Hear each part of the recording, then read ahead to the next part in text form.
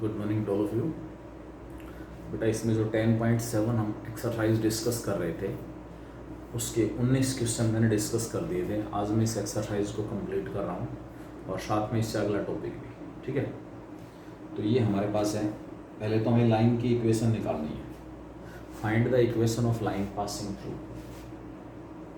Equation of line passing through. Required line passes through. कहाँ कहाँ से पास हो रही है। एक पॉइंट दिया हुआ है P, कोऑर्डिनेट है 3 3। दूसरा पॉइंट है Q, कोऑर्डिनेट है 7 6। इन दो पॉइंट से लाइन पास हो रही है। ठीक है, तो सबसे पहले तो हमें इस लाइन की इक्वेशन निकालनी है। उसके बाद the intercepts of the line and the length of the portion of the line intercepted between the coordinate axis. Actual में ये जो क्वेश्चन मैं डिस्कस कर रहा हूँ इंटरसेप्टेड पोर्शन की लेंथ निकालने के लिए। What is the meaning of intercepted portion of line between the coordinate axis. तो सबसे पहले हम लाइन की इक्वेशन निकाल रहे हैं। दो पासिंग पॉइंट दिए हुए 2.4। Equation of line y minus 3 equal to y2 minus y1 6 minus 3 7 minus 3 4 into x minus 3। ये हमारे पास लाइन की इक्वेशन आ गई। 4 से मल्टीप्लाई कर लिया 4y minus 12 equal to 3x minus 9। एक तरफ ले जाओ सभी को क्योंकि इसको इंटरसेप्ट फॉर्म में रिड्यूस करना है। तो 3x 4y पर भी तक जाके माइनस का 4y माइनस का 9 इधर आएगा, माइनस का 3 बचेगा। ये 4y पर तरफ जाके माइनस, ये माइनस का 9 इधर आके माइनस का 12 प्लस 9 माइनस 3 बचेगा। ये हमारे पास लाइन का कौन सा फॉर्म है इसमें, जो भी आपको दो पासिंग पॉइंट दिए हुए थे उसकी तरफ से। अब मुझे इसको इंटरसेप्टेड जो फॉर्म है उसमें रिड्यूस करना है। इंटरसेप्ट जो फॉर्म उसमें that is x upon a plus y upon b equal to 1। इस फॉर्म में रिड्यूस करना है, वहाँ से a और b निकालना है, वो इंटरसेप्ट आ जाएंगे। 3x अपॉन में -3 minus 4y upon -3 equal to, दोनों साइड्स को हमने क्या कर दिया -3 से डिवाइड कर लिया। -3 से डिवाइड, इस माइनस से भी माइनस कैंसिल हो गया, क्या आएगा 3 से 3 कैंसिल हो गया।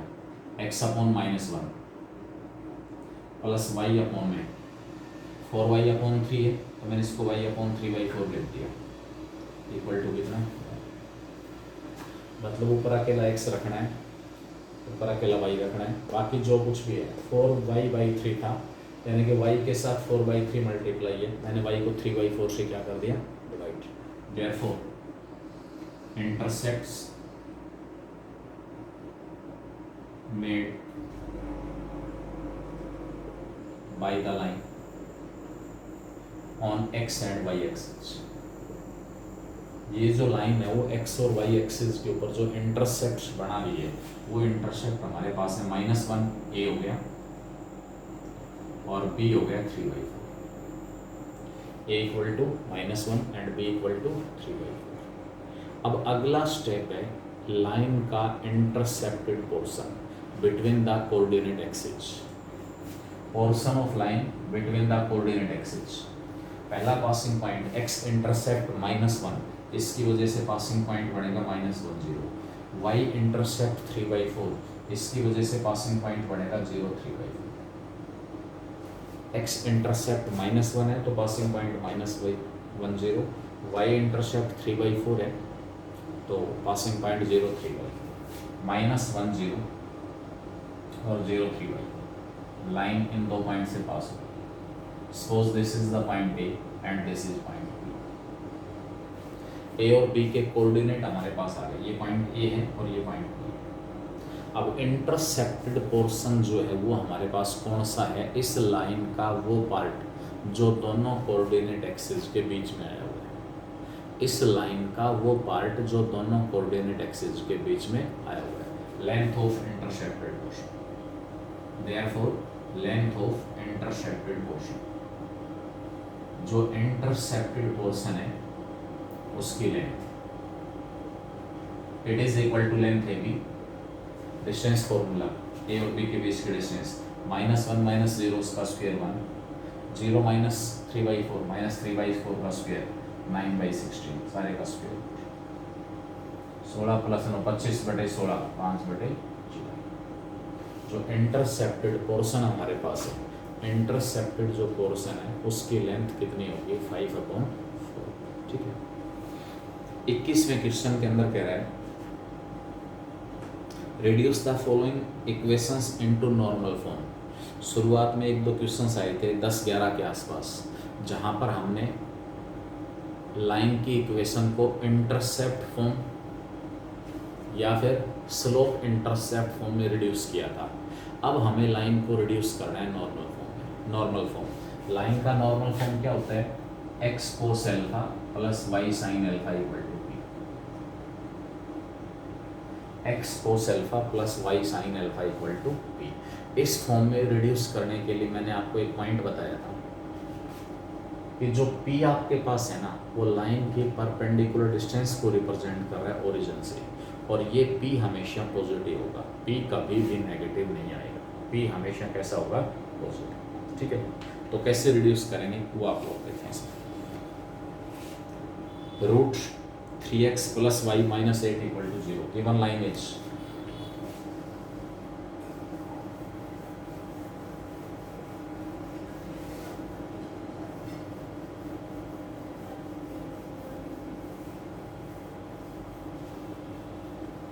Root 3x plus y minus 8 equal to 0 given line.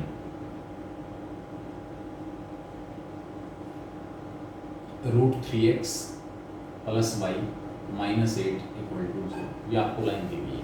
इसमें सबसे पहला पॉइंट मैंने आपको बताया था, कांस्टेंट जो है वो राइट साइड में पॉजिटिव होना चाहिए। कांस्टेंट जो है वो राइट साइड में क्या होना चाहिए? पॉजिटिव। यहाँ कांस्टेंट माइनस है, अगली तरफ जाके पॉजिटिव हो गया, root 3x plus y equal to 8 आ गया। उसके बाद बताया था, ध्यान दो कि इस नॉर्मल फॉर्म में x और y के कोफिशिएंट ऐसे हैं, नॉर्मल फॉर्म में x और y के कोफिशिएंट ऐसे हैं जिनके स्क्वायर का सम 1 के इक्वल है। स्क्वायर का सम किसके इक्वल है? 1 के। तो मुझे x और y के कोफिशिएंट ऐसे बनाने हैं। अगर आपको ध्यान हो तो k की वैल्यू आई थी जब मैंने ax plus by plus c equal to 0 को नॉर्मल फॉर्म में रिड्यूस किया था।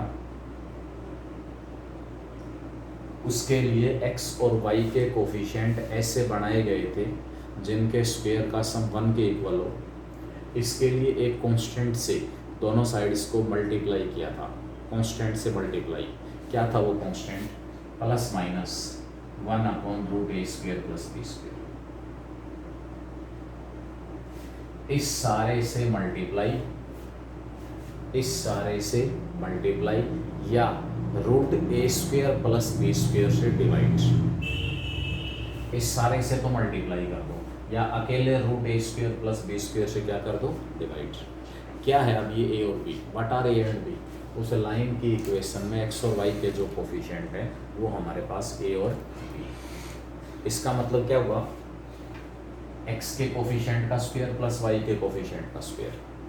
x और y के जो कोफिशिएंट्स हैं उनका स्क्वायर करो, सम और स्क्वायर रूट, उससे दोनों साइड्स को डिवाइड करो। सबसे पहले यहाँ साइन डिसाइड करना पड़ेगा कि साइन प्लस लो या माइनस लो।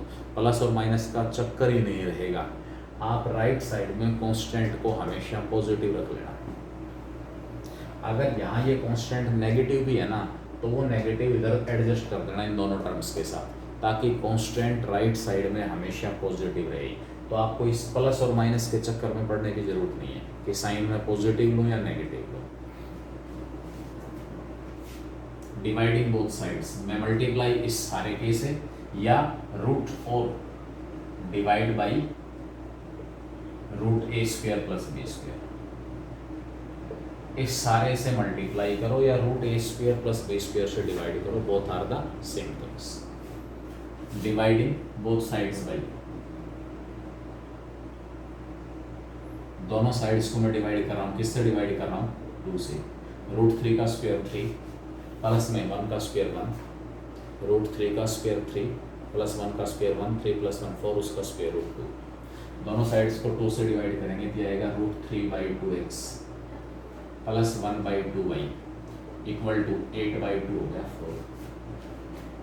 अब x और y के कोफिशिएंट ऐसे बन गए जिनके स्क्वायर का सम 1 है, which is in the form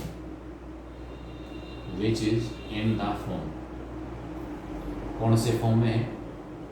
x cos alpha plus y sin alpha equal to p।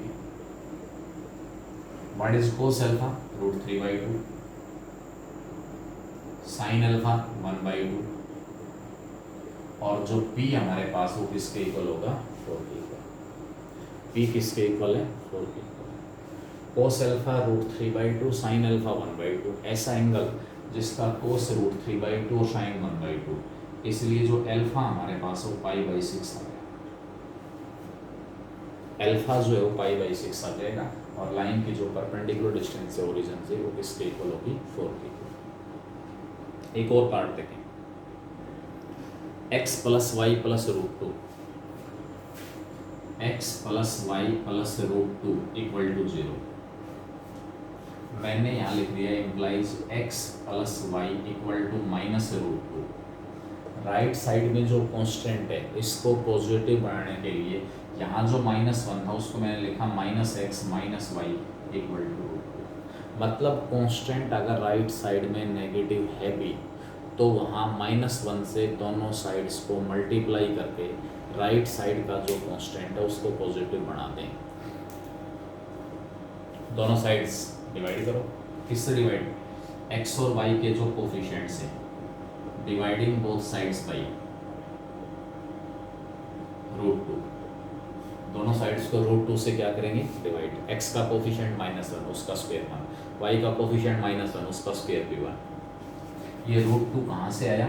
-1 का स्क्वायर प्लस में -1 का स्क्वायर और सारे का स्क्वायर रूट, ये हमारा √2 है। तो दोनों साइड्स को हमने √2 से क्या कर दिया? Divide. -1/√2 x -1/√2y equal to √2/2 क्या आ गया? √2/2 किसके इक्वल आ गया? 1 के इक्वल। आगे लिखो which is in the form,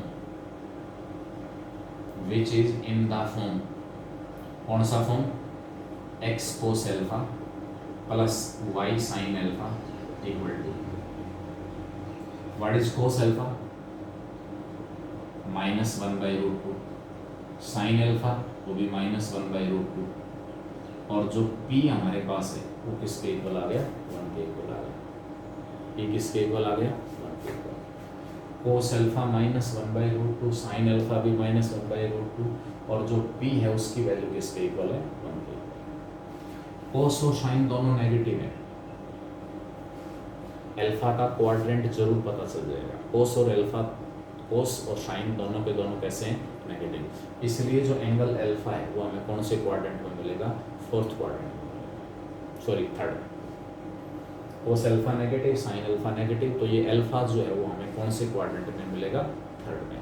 3rd में कौन सा एंगल है? cos अल्फा -1/√2 को लिख लिया cos π/4। माइनस एडजस्ट करना है, एंगल को 3rd क्वाड्रेंट में लेके जाना है।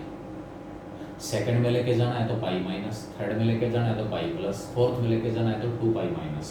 तो जब इस माइनस को एडजस्ट करूंगा तो मैं इसको लिख दूंगा π प्लस π/4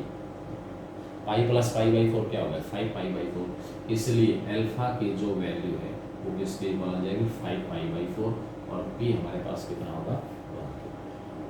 ठीक है।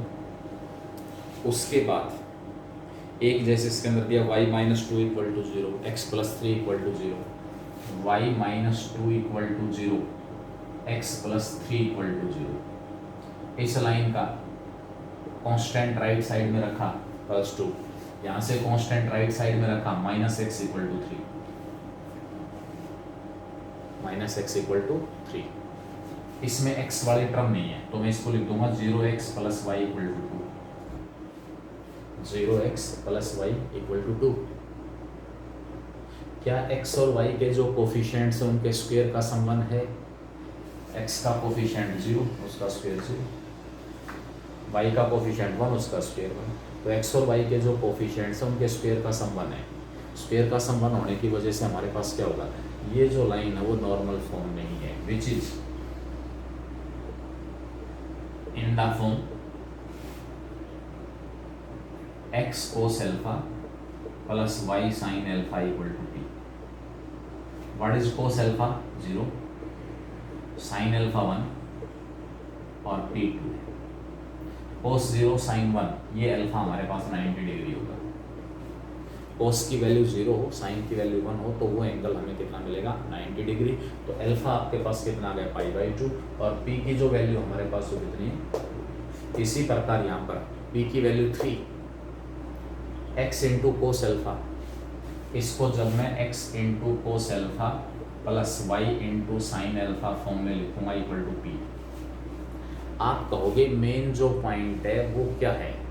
x और y के कोफिशिएंट ऐसे हों जिनके स्क्वायर का सम 1 है। अगर x और y के कोफिशिएंट्स के स्क्वायर का सम 1 तो है तो वो लाइन नॉर्मल फॉर्म में ही है। अगर राइट साइड में कांस्टेंट नेगेटिव है तो उसको पॉजिटिव बना दो और लाइन नॉर्मल फॉर्म।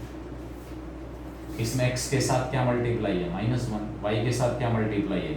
y वाली टर्म है ही नहीं तो उसका कोफिशिएंट 0 हो जाएगा इक्वल टू 3। तो कोस एल्फा कितना आया? -1 और साइन अल्फा कितना आया? 0।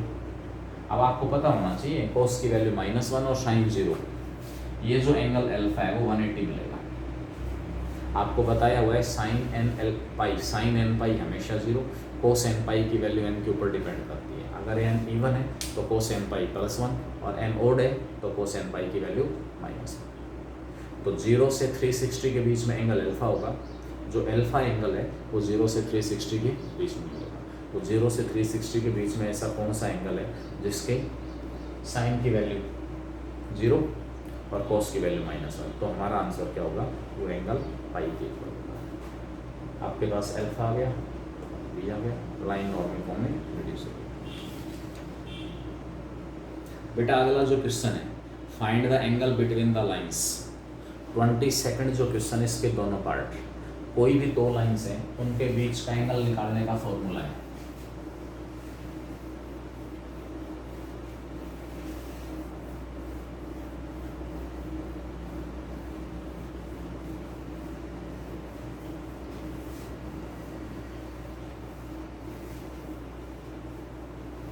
कोई भी दो लाइन हमारे पास हैं उनके बीच का एंगल निकालने का फॉर्मूला आपको बार बार बताया हुआ है। tan theta equal to m1 minus m2 upon 1 plus m1 m2। इस सारे का मॉडुलस लेने से tan थीटा की वैल्यू पॉजिटिव आएगी। इसका मतलब यहाँ पर जो एंगल निकल के आएगा थीटा, वो एक्यूट एंगल होता है। कौन सा एंगल होगा? एक्यूट हमारे पास आ जाएगा, उसको 180 में से माइनस कर देंगे तो ऑब्ट्यूज एंगल आ जाएगा दो लाइंस के बीच का। जैसे इसके अंदर दिया हुआ है y minus √3x, y minus √3x minus 5 equal to 0। First line y minus √3x minus 5 equal to 0। और सेकंड लाइन दी हुई है √3y minus x minus 6, √3y minus x minus 6 equal to 0। ठीक है, y minus √3x minus 5 equal to 0, √3y minus x minus 6 equal to 0। इस line का जो slope है negative sign coefficient of x minus √3 upon coefficient of y 1 √3 आ गया। इस second line का slope negative sign x का कोफिशिएंट -1 अपॉन y का coefficient √3, ये 1/√3 आ गया। एक लाइन का स्लोप √3, एक लाइन का स्लोप 1/√3। देखो वैसे भी बगैर कैलकुलेशन के भी एंगल निकल रहा है। ऐसी दो लाइन है, एक का स्लोप √3, इसका मतलब इस लाइन का जो इंक्लिनेशन है वो 60 डिग्री है और इस लाइन का इंक्लिनेशन है 30 डिग्री। विथ स्लोप का मतलब है लाइन द्वारा x एक्सिस की पॉजिटिव डायरेक्शन के साथ बढ़ाए हुए एंगल के टेंजेंट की वैल्यू। tan थीटा √3 है तो थीटा 60, tan थीटा 1/√3 है तो थीटा क्या आ गया? 30 डिग्री। ठीक है, तो दोनों लाइनों के बीच का एंगल कितना आया? 30 आया। एक 60 डिग्री के साथ इंक्लाइंड है, एक 30 डिग्री के साथ, तो दोनों लाइनों के बीच का एंगल 30 डिग्री। फॉर्मूले से निकालते हैं। Let theta be the angle theta be the angle between the two lines. जो दो लाइंस हैं उनके बीच का एंगल मैंने थीटा ले लिया, therefore tan theta equal to आ गया m1√3 माइनस m2 1/√3 अपॉन में 1 प्लस m1 m2√3 इंटू 1/√3।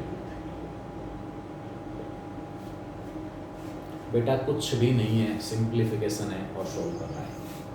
क्या आ गया, √3 ऊपर एलसीएम आया, क्या आएगा √3 माइनस √3 इंटू √3 3 माइनस 1 अपॉन में नीचे √3 से √3 कैंसिल अपॉन में 2। अब यहाँ गलती मत करते ना, 3 माइनस 1 2 अपॉन √3 को डिवाइड करना है 2 से, डिवाइड की जगह मल्टीप्लाई और टर्म इंटरचेंज, यानी कि tan थीटा की जो वैल्यू आपके पास है 1/√3 आ गई। tan थीटा की वैल्यू 1/√3 और tan थीटा अगर 1/√3 है तो थीटा कितना आ जाएगा 30 डिग्री। tan थीटा 1/√3 है तो थीटा हमारे पास कितना होगा 30। ठीक है, तो ये आपके पास दोनों लाइनों के बीच का एक्यूट एंगल आ जाएगा। ऑब्ट्यूज एंगल 150, एक्यूट 130, इसके अंदर आपके पास 30 डिग्री है तो ऑब्ट्यूज कितना होगा 150। ऐसे इसका सेकंड पार्ट है। ऐसे 23rd क्वेश्चन है, 23rd find the angle between the lines x + 1 = 0। x + 1 = 0 का मतलब क्या हुआ, ये लाइन हॉरिजॉन्टल वर्टिकल लाइन है। x + 1 = 0, ये लाइन आपके पास कैसी लाइन है, वर्टिकल। वर्टिकल लाइन का स्लोप आपको अच्छी तरह पता है, डिफाइन नहीं होता है। वर्टिकल लाइन का जो स्लोप है वो डिफाइन नहीं होगा। इसका जो स्लोप है m not defined, not defined. Infinity आप कह सकते हो। और जिस लाइन का स्लोप डिफाइंड नहीं होता means this line is perpendicular to x axis. ये जो लाइन है वो x एक्सिस के परपेंडिकुलर है। एक लाइन x एक्सिस के परपेंडिकुलर है, दूसरी लाइन क्या दी हुई है आपको, √3x + y - 3 = 0। Second line √3x + y - 3 = 0, √3x + y - 3 = 0। इस लाइन का slope negative sign coefficient of x upon coefficient of y कितना आ गया, कितना आ गया -√3। -√3 का मतलब है, अब यहाँ पर ज्योमेट्रिकली निकालेंगे एंगल। एंगल किस प्रकार निकालेंगे, ज्योमेट्रिकली। ज्योमेट्रिकली का मतलब है जब दो लाइनों में से किसी एक का स्लोप डिफाइंड ना हो तो आप ये फॉर्मूला अप्लाई नहीं करोगे। जो दो लाइन हमारे पास हैं उसमें से एक लाइन तो x एक्सिस के परपेंडिकुलर है, यानी कि एक लाइन आपके पास ये दी हुई है x = -1, x = -1, ठीक है। अब दूसरी लाइन देखते हैं x एक्सिस के साथ कितना एंगल बना रही है। सेकंड जो लाइन है वो x एक्सिस के साथ कितना एंगल बना रही है। सेकंड लाइन द्वारा x एक्सिस के साथ जो बनाया हुआ एंगल है, let theta be the angle which the second line makes with x axis. तो यहाँ से tan थीटा की वैल्यू -√3 आ गई। -√3 को मैंने लिख लिया tan π/3, tan 60, नेगेटिव एडजस्ट करना है, tan π - π/3, tan π - π/3, tan 180 - theta minus tan theta, π - π/3 क्या होगा 2π/3। थीटा कितना आ गया 2π/3। बेटा एक जो लाइन है वो x एक्सिस के साथ कितना एंगल बना रही है 90 डिग्री, दूसरी लाइन x एक्सिस के साथ कितना एंगल बना रही है 120 डिग्री। एक लाइन x एक्सिस के साथ कितना एंगल बना रही है 90 डिग्री, दूसरी लाइन x एक्सिस के साथ कितना एंगल बना रही है 120 degree. Second line makes an angle 120 degree with x axis and first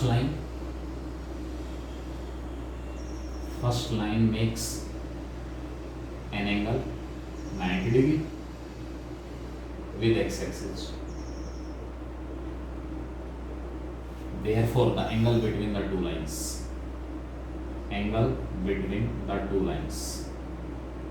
जो दो लाइन हमारे पास है उनके बीच का एंगल क्या हो जाएगा? 30 डिग्री हो जाएगा। भाई एक लाइन तो ऐसी थी जो एक्स एक्सिस के साथ कितना एंगल बना रही थी? 90 डिग्री। अगर ये आप लाइन ड्रा करोगे ना, ये लाइन, तो ये इस लाइन का जो इंटरसेप्ट फॉर्म है, ये लाइन इस प्रकार मिलेगी। एक्स और वाई एक्सिस के ऊपर, दोनों के ऊपर बने हुए इंटरसेप्ट पॉजिटिव होंगे। एक्स को 0 पुट करेंगे तो वाई 3 आएगा, ये पॉइंट होगा 0 3, और वाई को 0 पुट करोगे तो एक्स आएगा √3, ये पॉइंट होगा √3 0। अब ये वाला जो एंगल है ना वो 120 डिग्री है, और ये वाला एंगल कितना है? 90। मैंने आपको बताया कि जब आपके पास दोनों में से किसी एक लाइन का स्लोप डिफाइंड ना हो तो उस केस में आप ये फॉर्मूला यूज नहीं करोगे, क्योंकि m1 को इन्फिनिटी रखूंगा तो इन्फिनिटी अपॉन इन्फिनिटी फॉर्म आ जाएगा। फर्स्ट लाइन का स्लोप इन्फिनिटी है, infinity upon infinity indeterminate form, define नहीं होता। इसलिए ये एंगल कितना है? 120, इधर कितना हो गया? 60। दोनों लाइनों के बीच का एंगल निकालना है, ये वाला एंगल। एक लाइन ये थी और एक लाइन ये, इन दोनों लाइनों के बीच का एंगल निकालना है। ये 60 है, ये 90, तो ये एंगल कितना आया? 30 डिग्री। इसका मतलब दोनों लाइनों के बीच का जो एक्यूट एंगल है वो 30 है, और जो ऑब्ट्यूज एंगल है वो हमारे पास कितना होगा? 1। दोनों लाइनों के बीच का एक्यूट एंगल 30 डिग्री और ऑब्ट्यूज एंगल 150 डिग्री। ये स्लोप से रिलेटेड इक्वेशन है। 24th, 2 lines passing through the point 2 3। दो लाइन ऐसी हैं, ये अलग अलग क्वेश्चन है। दो लाइन ऐसी हैं जो पॉइंट 2 3 से पास हो रही हैं, दोनों की दोनों line. Make an angle of 45 degree. 2 lines passing through the point 2 3 make an angle of 45 degree if the slope of one of the line is 2। make an angle of 45 degree का मतलब उन दोनों लाइनों के बीच का angle 45। Make an angle of 45 degree का मतलब क्या हुआ? उन दोनों लाइनों के बीच का एंगल कितना है? 45 डिग्री। ठीक है, उसमें से एक लाइन का स्लोप 2 दिया हुआ है, तो आपसे पूछ रहा है equation of other line.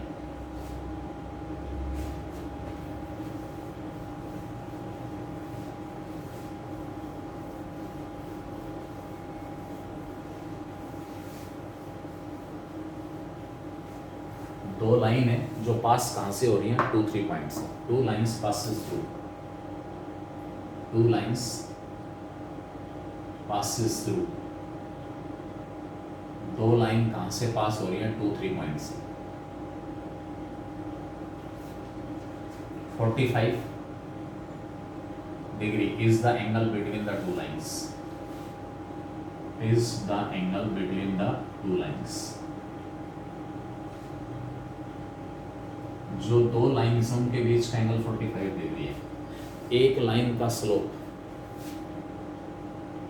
Slope of one line equal to 2।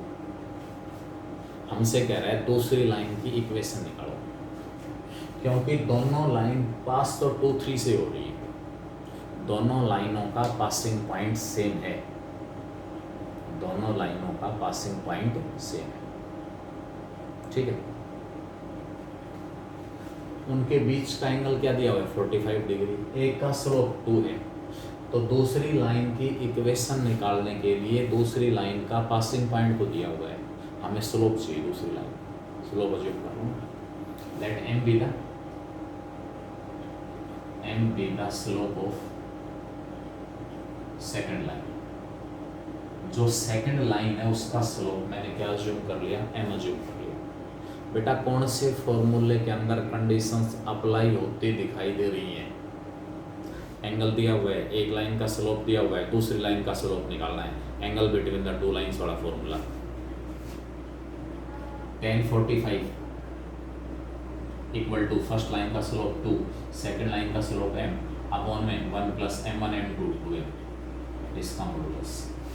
tan 45 की वैल्यू क्या होती है? 1। इसका मॉडुलस 1 आ गया, इसका मतलब 2 - m अपॉन 1 प्लस 2m की जो वैल्यू है वो प्लस माइनस 1 आ जाएगी, प्लस माइनस 1। ठीक है, अब एक बार इसको प्लस 1 पुट करोगे, एक बार माइनस 2 माइनस m अपॉन में 1 plus 2m equal to 1, 2 minus m upon में 1 plus 2m equal to minus 1, cross multiply 2 minus m equal to 1 plus 2, 3m minus का पावर इधर जाएगा, 2 माइनस 1 1, m की वैल्यू 1/3। इसको मल्टीप्लाई करूँगा, 2 minus m equal to minus 1 minus 2m, minus का 2m इधर ले आओ, माइनस का 2m इधर ले आऊँगा, माइनस का 2m इधर आके प्लस 2m माइनस m बचा, प्लस 2 पर इधर जाके माइनस 3। यानी कि जिस लाइन का स्लोप 2 है, जिस लाइन का स्लोप 2 है, मान लो आपके पास ये 2 3 पॉइंट हो गया, इस पॉइंट से एक लाइन पास हो रही है जिसका स्लोप दिया हुआ है 2। ठीक है, इस पॉइंट से पास होने वाली लाइन जिसका स्लोप कितना दिया हुआ है 2। मैं जस्ट 45 से ज्यादा है स्लोप, 1060√3। तो इनक्लिनेशन जिस लाइन का स्लोप 2 है उसका इनक्लिनेशन 75 से भी ज़्यादा है, वो एक्स एक्सिस के साथ 75 डिग्री से भी ज़्यादा एंगल बना रही है। इसी पॉइंट से पास होने वाली कितनी लाइन मिलेंगी मुझे? 2। कितनी लाइन मिलेंगी? 2, जो इस गिवन लाइन के साथ 45 डिग्री का एंगल बनाएगी। तो एक तो 45 डिग्री का एंगल बनाने वाली ये लाइन हो जाएगी, ये एंगल 45 है, और एक इसी लाइन के साथ 45 डिग्री का एंगल बनाने वाली ये लाइन, ये एंगल भी 45 और ये एंगल, मतलब दी हुई लाइन के साथ पासिंग पॉइंट भी वही है 2 3, उसी पॉइंट से पास हो रही है। तो दी हुई लाइन के साथ 45 डिग्री का एंगल बनाने वाली कितनी लाइन है? 2, एक ये और एक ये, क्योंकि इन दोनों के बीच का एंगल 90 हो गया। इसका मतलब जो 2 लाइन हमारे पास आएंगी वो एक दूसरे के परपेंडिकुलर होंगी। इन दोनों, ये दोनों रिक्वायर्ड लाइन है, रिक्वायर्ड, ये भी रिक्वायर्ड है और ये भी रिक्वायर्ड है। पासिंग पॉइंट 2 3 है, equation of required line, equation of required line. First line की equation passing point 2 3, y minus 3 slope 1/3 into x minus 2। दूसरी required line y minus 3 equal to slope minus 3 into x minus 2। 3 से multiply करेंगे, 3y minus 9 equal to x minus 2। एक तरफ ले जाओ, x minus का 3y अगली तरफ ले गया, प्लस 7 इक्वल टू, एक तो ये लाइन रिक्वायर्ड होगी। y minus 3 equal to minus का 3x प्लस 6, एक तरफ लेके आऊँ सभी को, 3x प्लस y माइनस 9। ये भी आपकी रिक्वायर्ड लाइन है, ये भी रिक्वायर्ड लाइन। यानी कि क्वेश्चन हमारा क्या था, इस पॉइंट से पास होने वाली लाइन, हमें उनकी इक्वेशन निकालनी है। जो एक दी हुई लाइन जिसका स्लोप 2 दिया हुआ है उसके साथ 45 डिग्री का एंगल बना रही है। तो इस गिवन लाइन के साथ सारी की सारी लाइन 2 3 पॉइंट से पास हो रही है। This point is 2 3। इस गिवन लाइन के साथ 45 डिग्री का एंगल बनाने वाली 2 लाइन, एक ये और एक ये, दोनों की इक्वेशन। इक्वेशन से भी मुझे स्पष्ट दिखाई दे रहा है कि दोनों लाइन एक दूसरे के परपेंडिकुलर है। कैसे? क्योंकि x और y के कोफिशिएंट आपस में इंटरचेंज हो रखे हैं। यहाँ x का कोफिशिएंट 3 था, y का कोफिशिएंट 3 बन गया, y का कोफिशिएंट 1 था, यहाँ x का कोफिशिएंट 1 बन गया, और एक के साथ नेगेटिव साइन भी लिया हुआ है, एक के साथ नेगेटिव साइन भी लिया हुआ है। केवल कोफिशिएंट इंटरचेंज होने से बाहर निकलेगी, x और y के कोफिशिएंट आपस में इंटरचेंज हो रहे हैं और किसी एक के साथ नेगेटिव साइन भी, किसी एक का साइन भी चेंज किया हो, तो ये पहचान है कि वो दोनों लाइन एक दूसरे के परपेंडिकुलर। 24 क्वेश्चन था। Next, find the equation of the lines which passes through the point 4 5। बेटा 4 5 पॉइंट है, इस पॉइंट से पास होने वाली लाइन, ये स्लोप का कॉन्सेप्ट यूज करके आ रहा है, स्लोप का कॉन्सेप्ट यूज करके ही क्वेश्चन निकल रहे हैं। 4 5 पॉइंट से लाइन पास हो रही है। Makes equal angles with the line, 2 line आपको दी हुई है, उन दोनों लाइनों के साथ वो रिक्वायर्ड जो लाइन है वो इक्वल एंगल बनानी है। Make equal angles with the lines.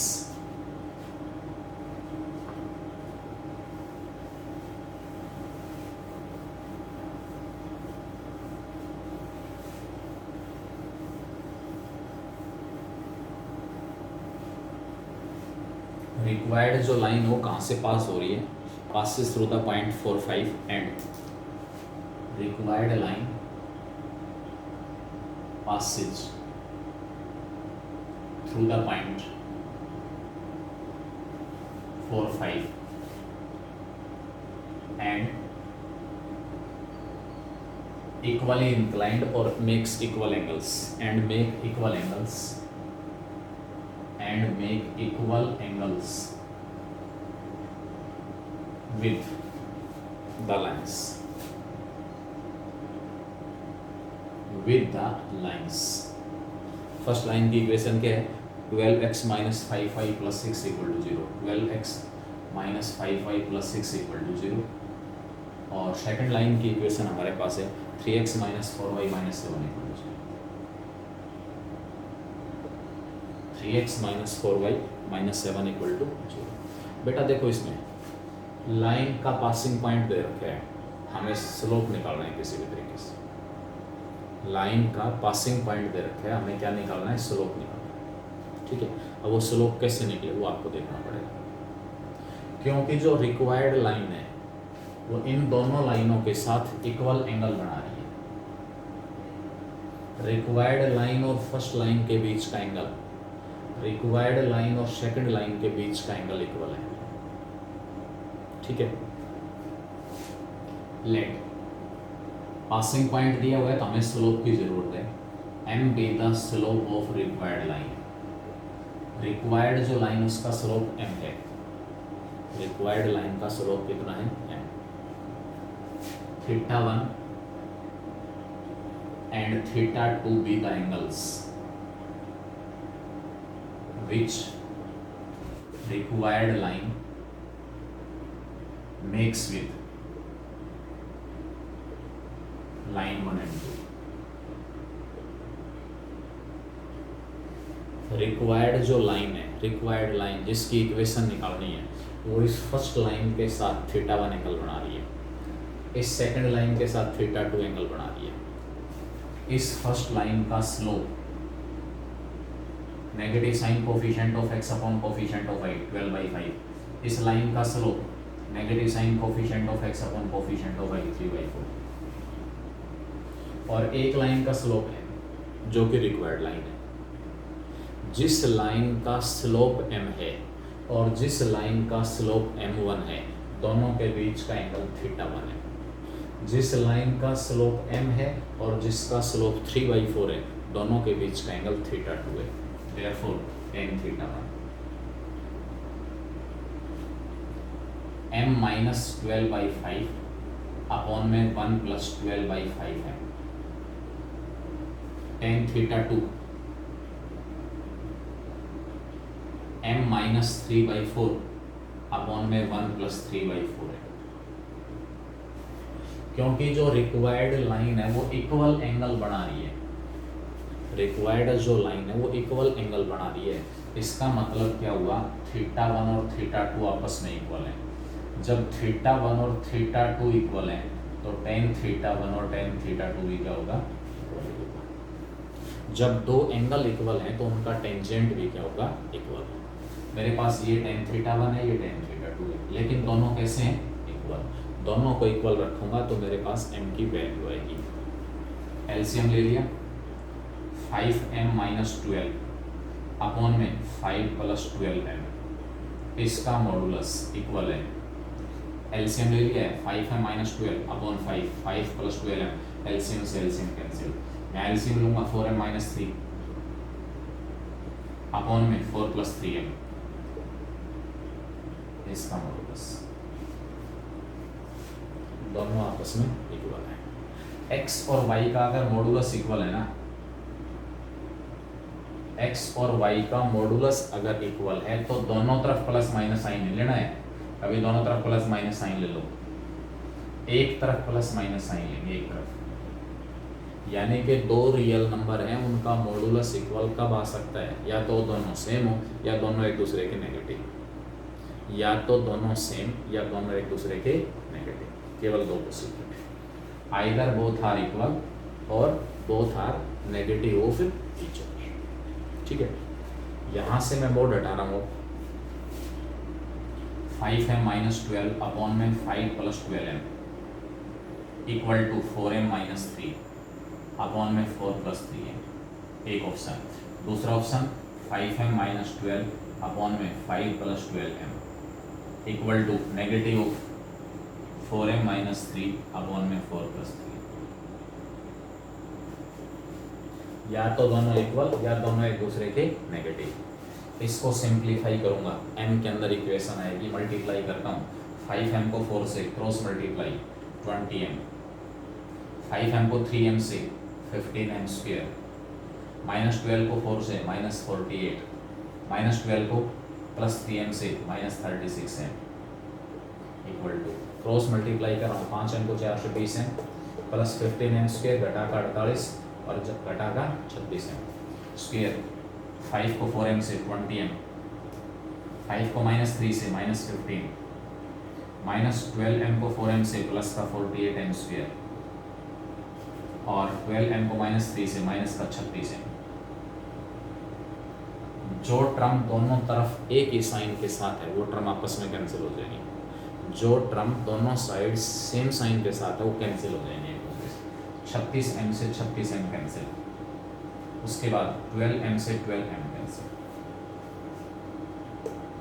ये 38 दिया हुआ है, 15m स्क्वायर परली तरफ जाएगा, परली तरफ बच गया 38m स्क्वायर में से 15m स्क्वायर घटाऊंगा तो 33m स्क्वायर, माइनस का 15 इधर आएगा, माइनस का 15 माइनस 33, माइनस का 15 इधर आके प्लस हो जाएगा, माइनस का 48 है प्लस का 15 माइनस 33, 33 से 33 कैंसिल, m स्क्वायर माइनस 1 आ गया जो कि पॉसिबल नहीं है। m स्क्वायर माइनस 1 है, इसका मतलब यहाँ से मुझे m की कोई भी वैल्यू नहीं मिलेगी, क्योंकि m क्या होता है? स्लोप, और स्लोप एक रियल नंबर है और रियल नंबर का स्क्वायर नेगेटिव नहीं आ सकता। इसका मतलब जब मैंने इन दोनों का मॉडुलस हटा के प्लस साइन लिया एक तरफ, प्लस साइन, तो वहाँ से मुझे m की कोई वैल्यू नहीं मिली। अब इसको सोल्व करना पड़ेगा। इसको सोल्व करोगे क्या फ़र्क पड़ेगा? क्या फ़र्क पड़ेगा इसको सोल्व करने से? इसको इससे मल्टीप्लाई करूँगा as it is, left hand side तो बिल्कुल सेम, राइट हैंड साइड में 5 प्लस 12m को 4m माइनस 3 से मल्टीप्लाई करेंगे और सारे के बाहर नेगेटिव होगा।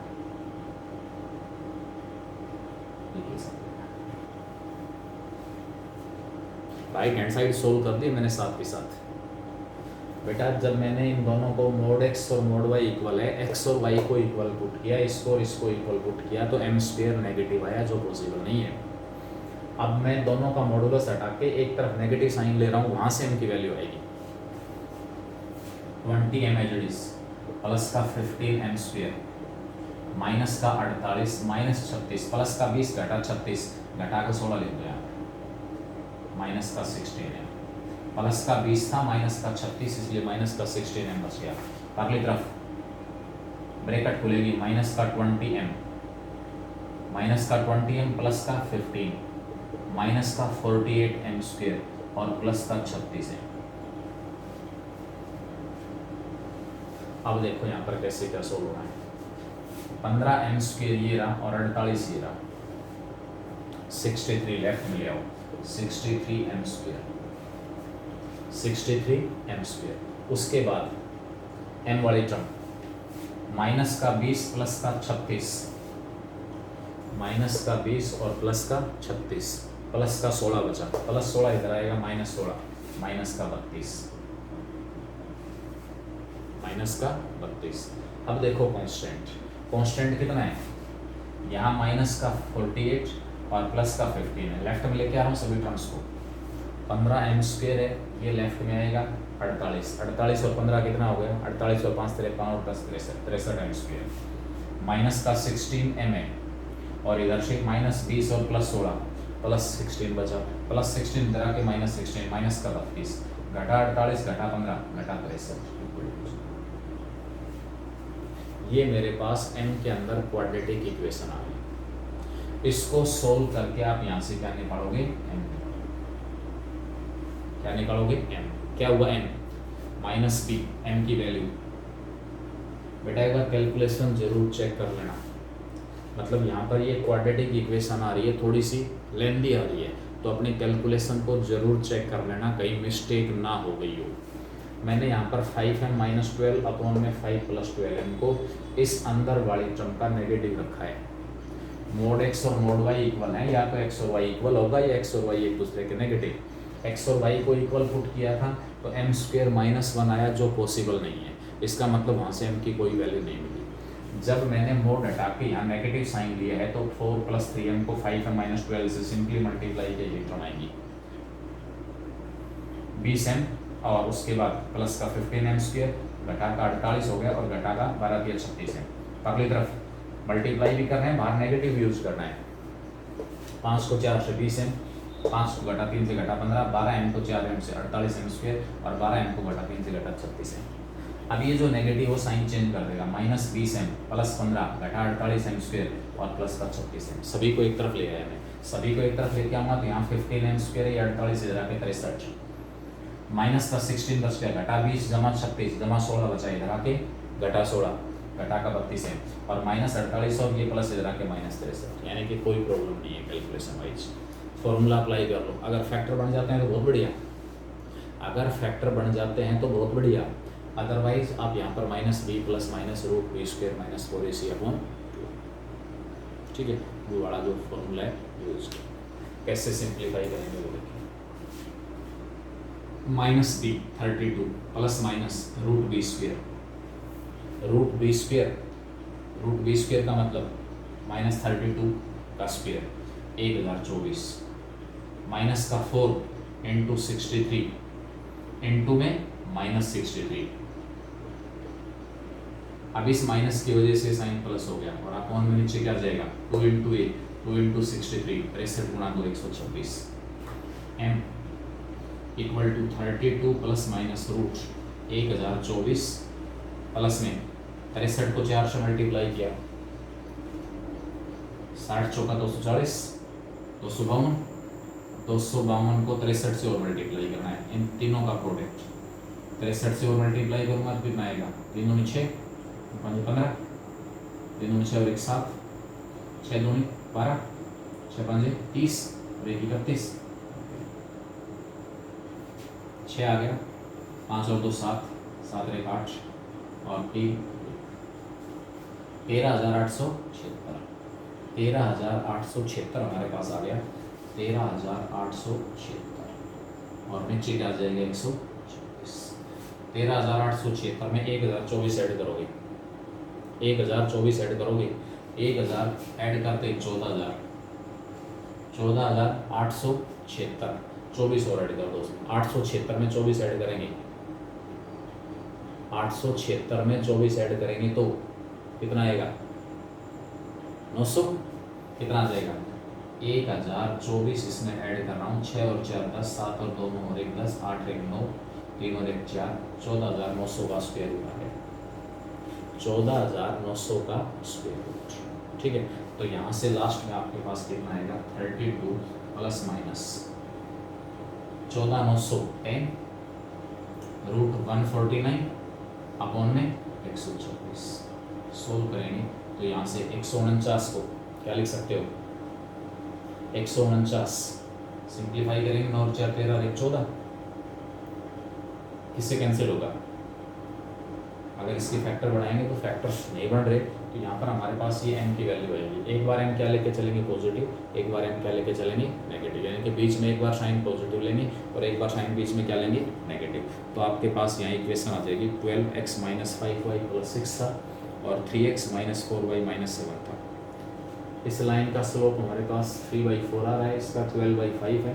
चेक कर लेना है तो अपनी कैलकुलेशन। रिक्वायर्ड जो लाइन है, रिक्वायर्ड लाइन वो इन दोनों के साथ इक्वल एंगल बना रही है। रिक्वायर्ड लाइन का स्लोप मैंने m लिया, तो एक बार स्लोप आपको m और 12/5 लेके चलना है। एक बार स्लोप क्या लेना है, m और 12/5, ये एंगल आ गया। एक बार स्लोप मुझे m और 3/4 लेके चलना है, m और 3/4, ठीक है, सोल्व करूंगा। θ1 और θ2 इक्वल है तो इनके टेंजेंट भी इक्वल, तो ये दोनों साइड्स इक्वल आएंगी। सिंप्लीफाई करोगे 4m - 3 अपॉन में 4 + 3m।